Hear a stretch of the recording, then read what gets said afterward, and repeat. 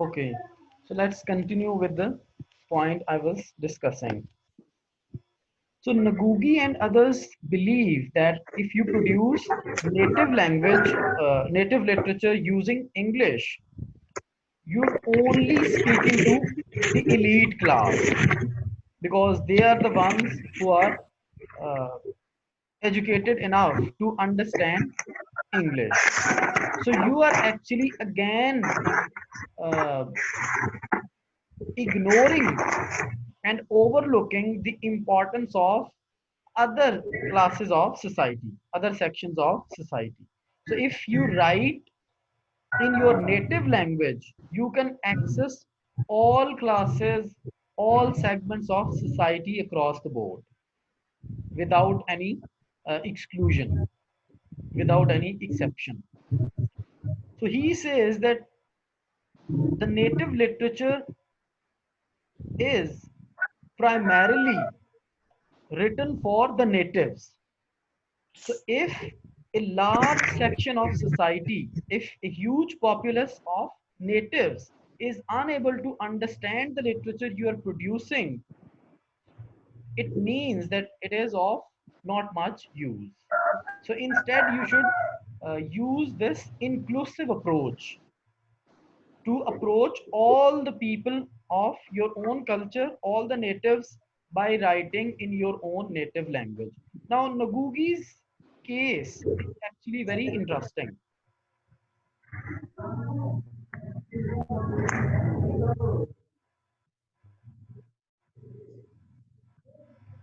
So, I mean, all of you, I hope, can hear me clearly. Yes, sir. All right. So, I mean, I was talking about Nagugi's his own, you know, career as a novelist. When, I mean, Nagugi was at the peak of his career as a creative artist, as a novelist. This is where he developed this, you know, recognition of importance of use of his own native language. He was already an established, well recognized novelist, and he used to write in English in the first phase of his career. But after this realization, he became a staunch supporter of use of native language and opposed the use of English language vigorously. He even not only wrote many excellent prose works and works of fiction, but there is another essay that I'll recommend all of you to read. Uh, it is, let me remember the title of the essay. I think it is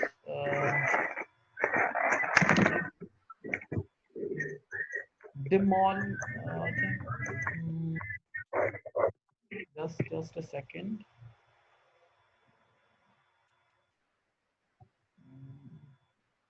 I think it is something like on uh, demolishing English department.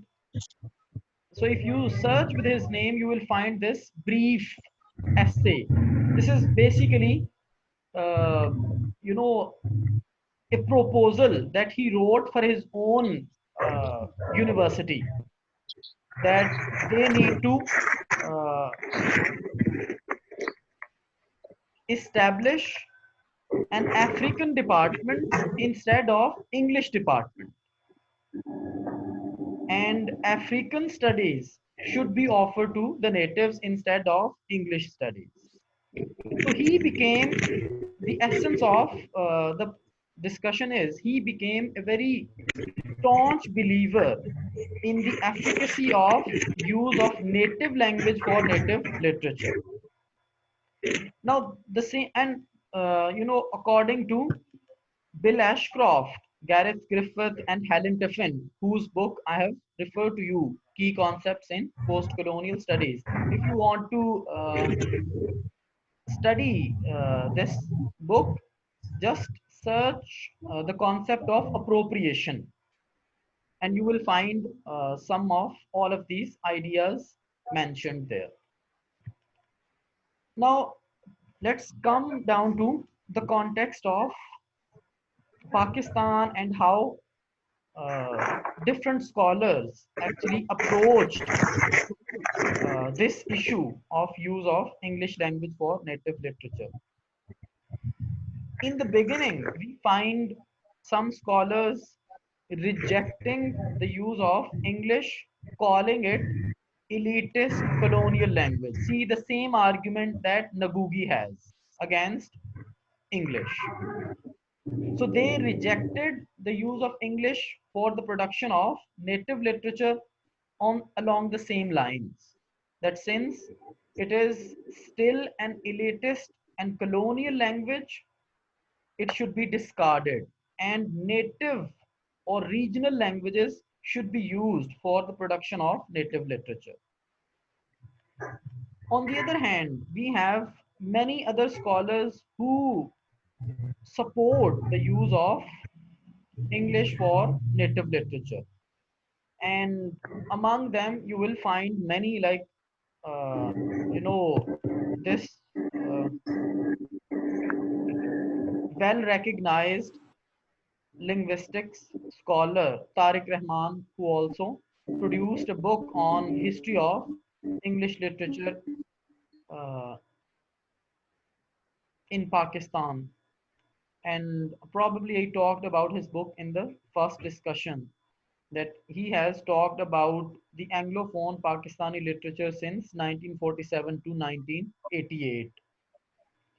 So if some of you are interested in reading uh, the overall history and the writers who contributed in Pakistani literature, you should purchase his book that is easily available on these bookstores like Readings, Liberty Books.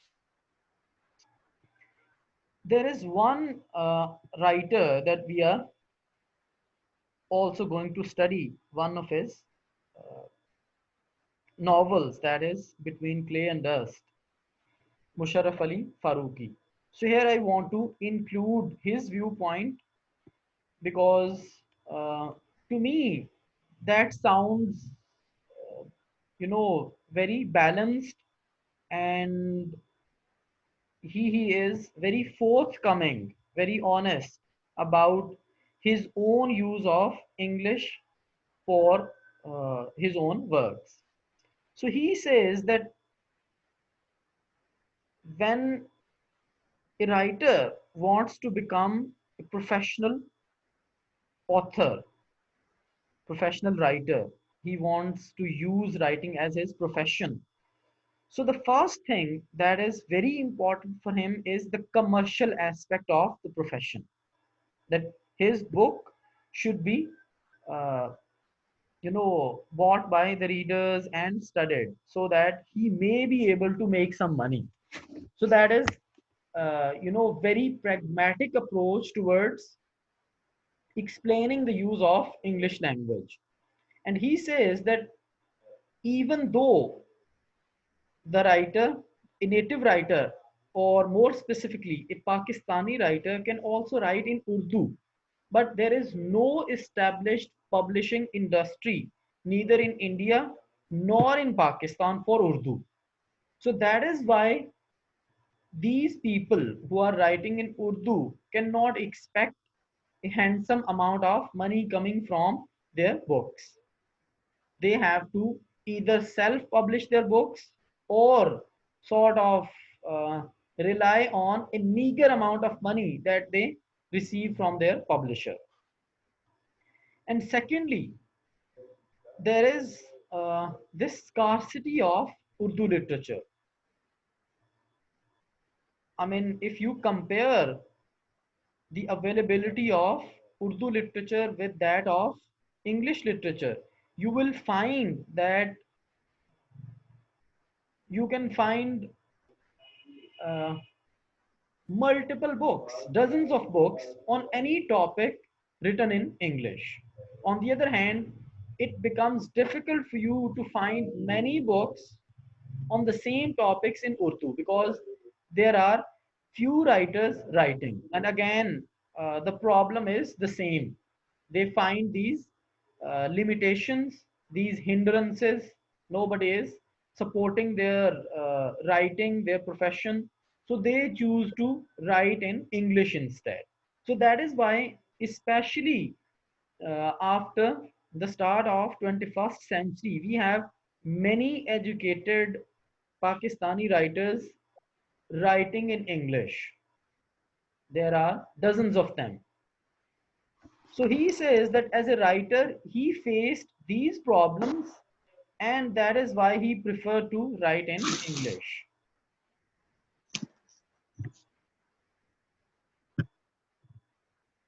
Now here, I just took, I mean,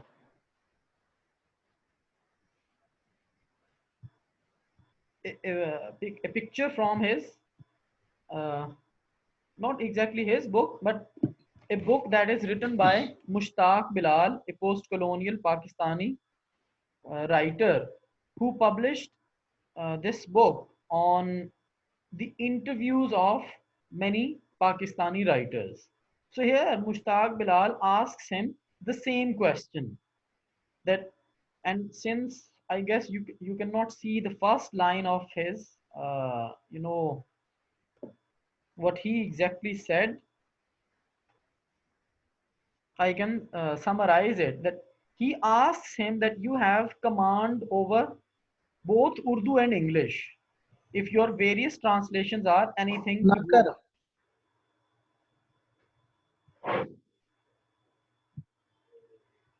yes, is there anything you people want to say? नहीं sir, वो बाबर भाई का mic जो है ना वो अभी connect हुआ है फर्स्ट टाइम, तो इसलिए वो जरा खुशी का इजहार कर रहे थे, और कोई मसला Yes. नहीं है, please continue sir. Okay. So congratulations, Baba. We are Acha. glad. We are glad to have you with us. Thank you, sir. Yes. Thank you, sir. Thank you. I hope that you will have some good time with us. Okay. Yeah, sure. So he asks him this question, the interviewer, what are the reasons for choosing English for your own creative expression? And look at the answer that Musharraf Ali Farooqi offers. I tried writing in French too, but couldn't. Laughs. This is pretty straightforward because this is a matter of making a living. See, writing, when it becomes the profession of the writer, he has to think about the commercial aspect of writing. I wanted to become a professional writer, and although books written in Urdu sell in Pakistan and also in India, there is not an established Urdu publishing industry in either of the मेरी countries. मेरी ऐनक लेके आ. There are no royalties for books published in Urdu. You have to self-publish your books and then self-distribute them too. It was like this in Europe too during the times of Dickens. Writers would get their novels serialized in newspapers or magazines. But if you want to become a professional writer, you expect some income. So he is very, honest about the commercial aspect of preferring English as a medium of expression against Urdu. The second thing, and we'll be discussing this point again. Let me just skip it for the time being.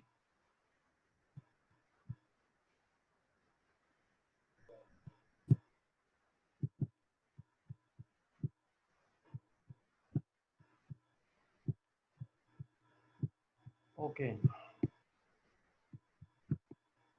Now, since English was being used by Pakistani writers to represent native cultural experiences, there is another phenomenon that emerged with their use of English, and that was the appearance of many Urdu words in their narrative.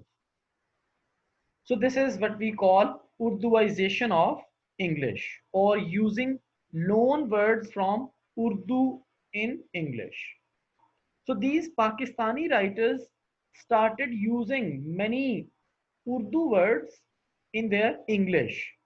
So this English sort of became distinguished from the English of the Britishers.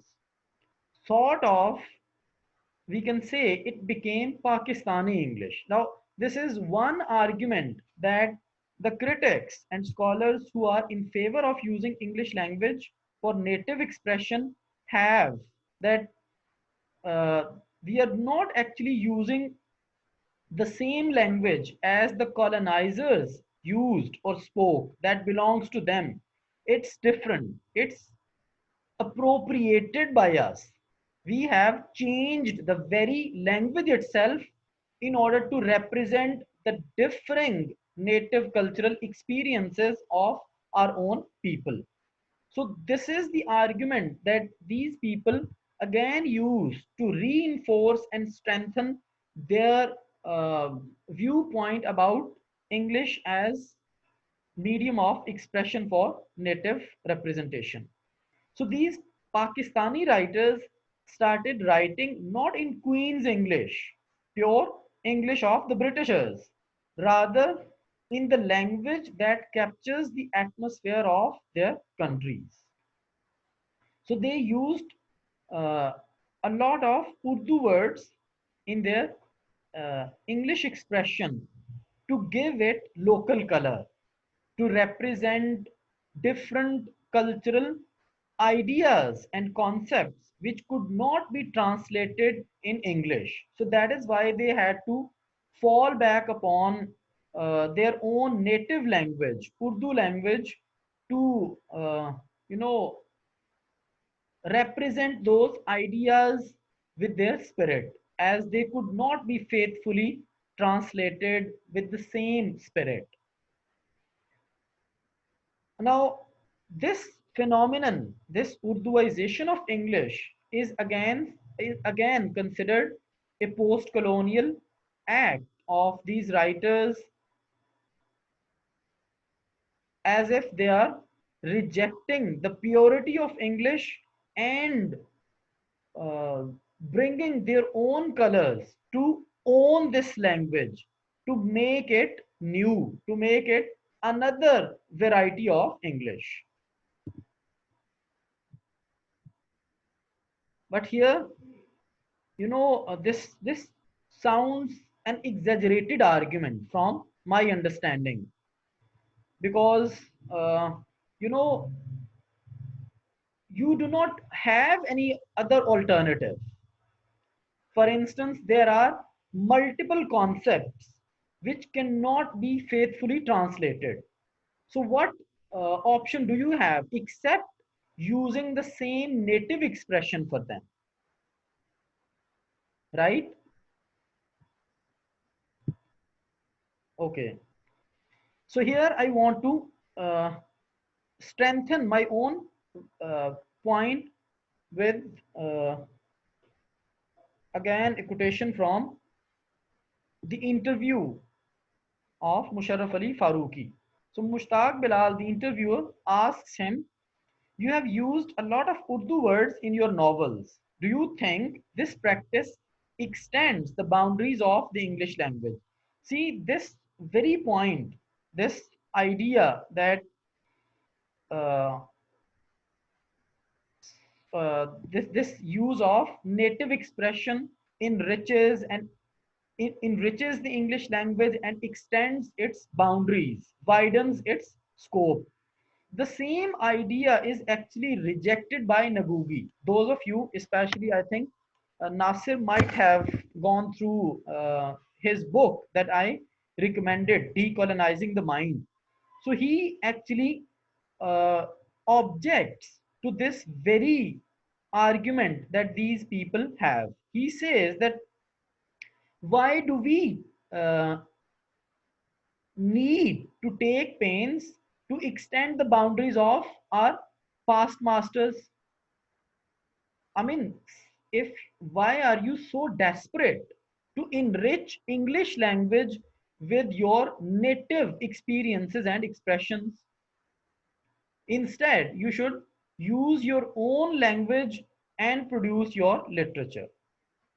So if you use your own expressions and you have this intention that you are enriching English language, you are extending its boundaries, you are still living with a colonized mind. You need to get rid of this uh, inferiority complex. The natives do not need to enrich English language or extend its boundaries with their own linguistic expressions.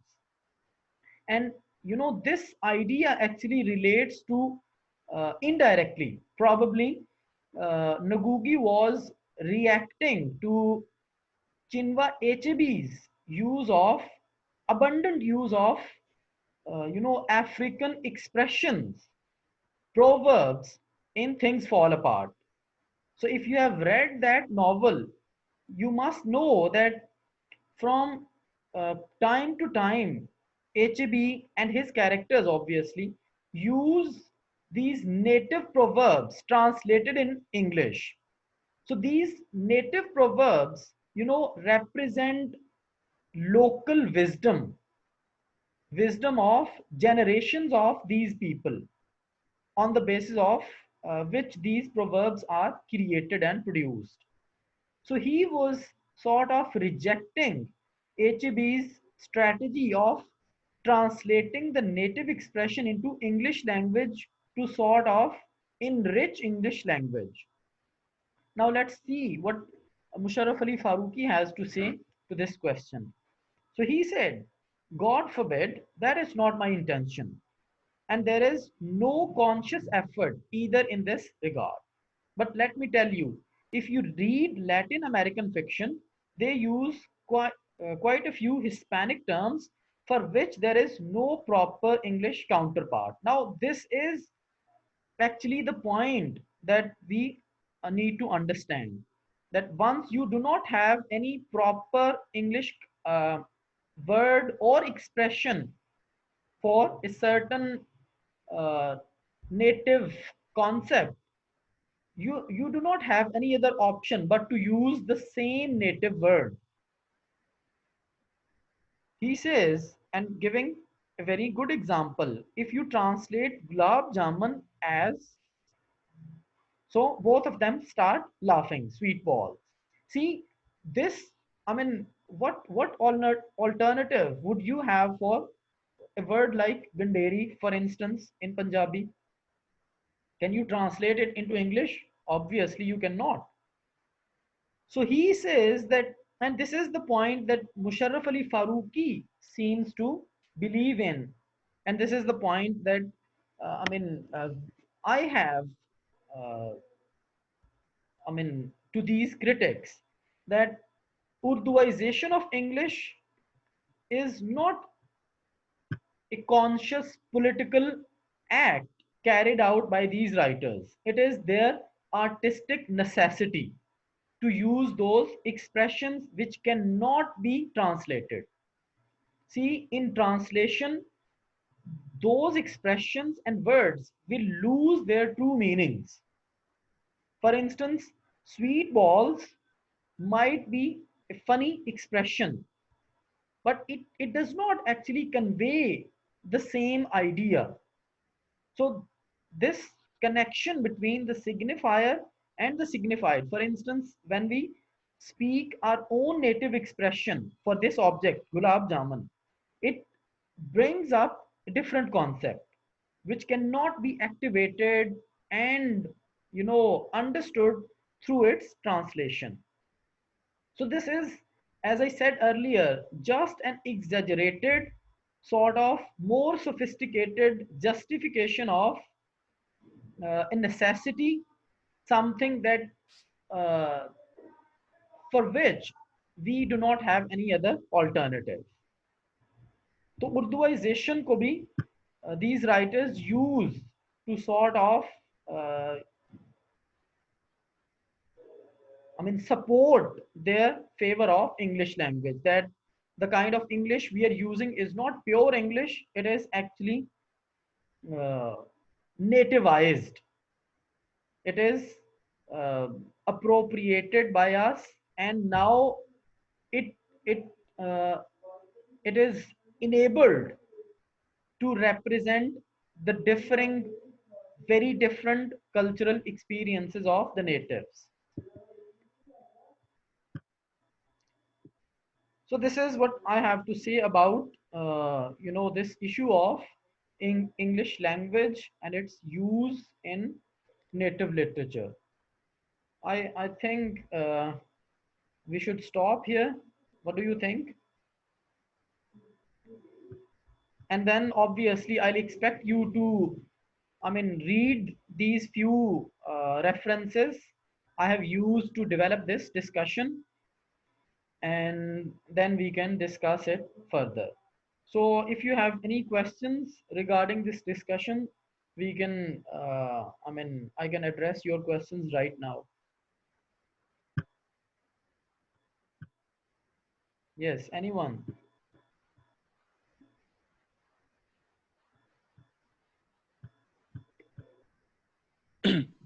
Sir, I have a question Yes, yes, sure. about language, that still Hmm. we are using English language while we Hmm. are not translating those words like gulab jamuns and other words while showing our uh, exaggerations experiences towards our Urdu language. Then still our thoughts are colonized, or the writings that we are writing into English still are colonized. Well, actually, you know,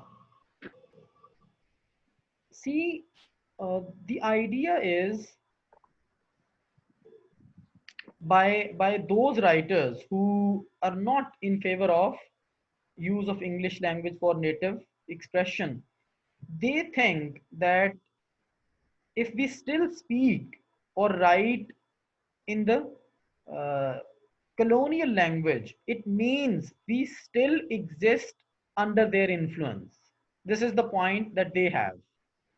And yes, to some extent, according to Ngugi, you can understand from the title of his book itself, Decolonizing the Mind, that the colonizers have left, we are geographically, physically independent.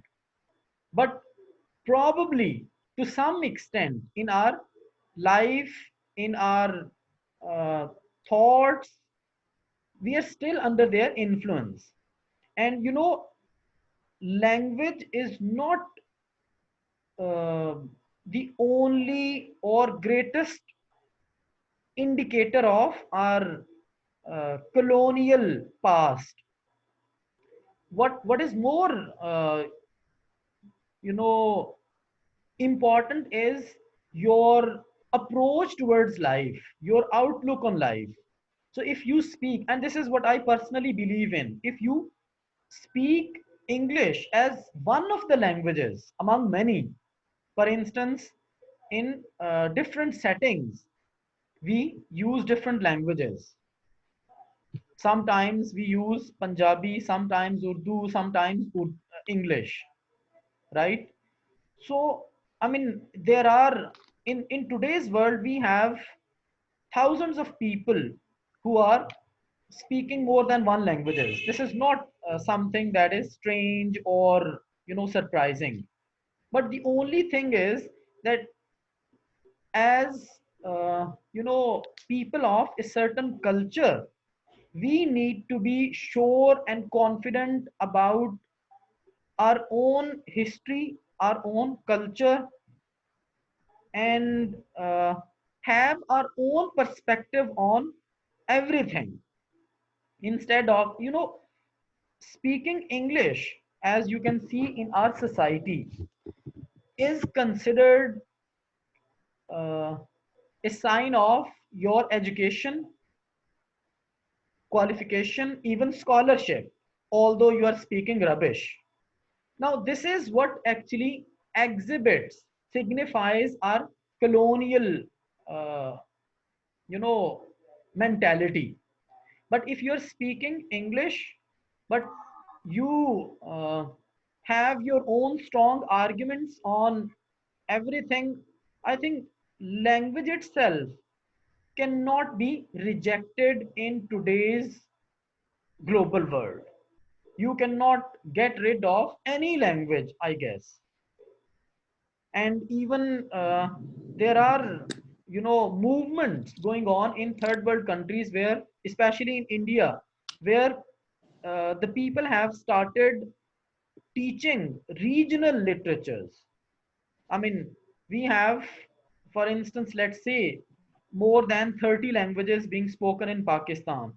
So there are universities or institutions. I'm not talking about Pakistan here, but I came to know about India that they are offering courses and degrees in their regional literatures.